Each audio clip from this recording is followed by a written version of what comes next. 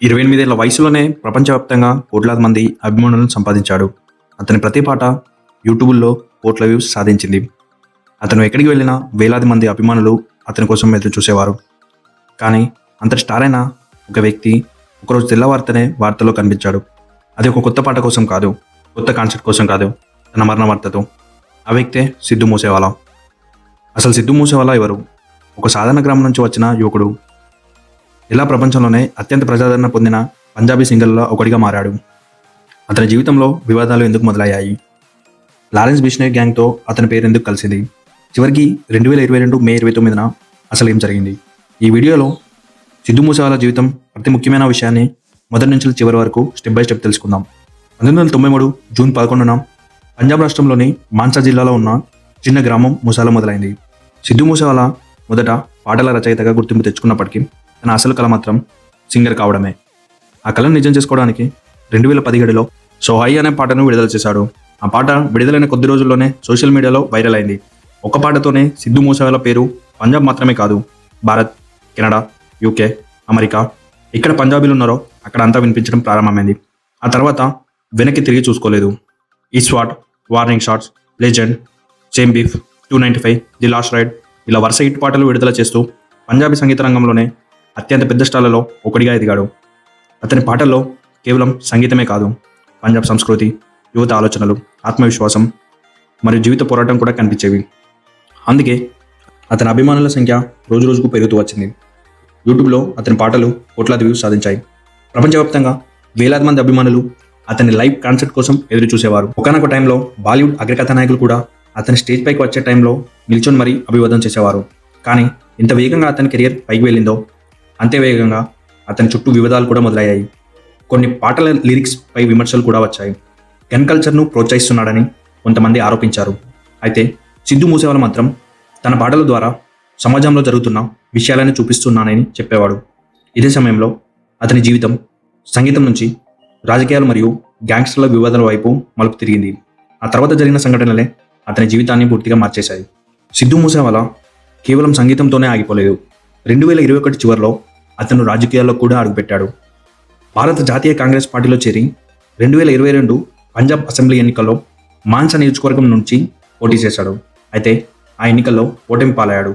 కానీ అప్పటికే మరో విషయం అతని జీవితాన్ని వెంటాడడం ప్రారంభించింది. అది విక్కీ ముద్దుకేరా హత్య కేసు.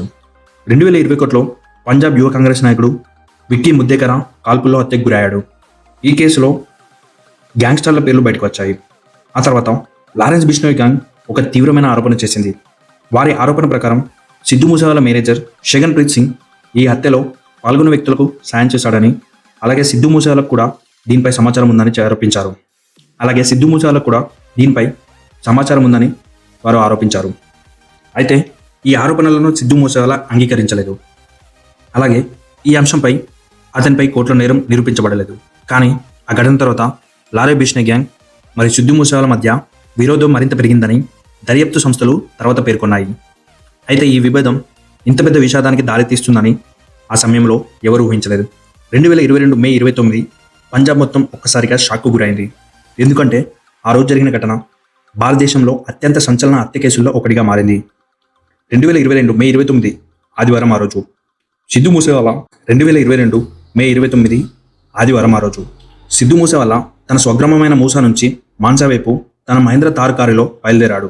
సాధారణంగా అతనితో పాటు భద్రతా సిబ్బంది ఉండేవారు. కానీ ఆ రోజు మాత్రం అతని వెంట పూర్తి భద్రతా బృందం లేదు. మార్గ మధ్యంలో కొంతమంది దుండగులు అతని కారును అడ్డగించారు.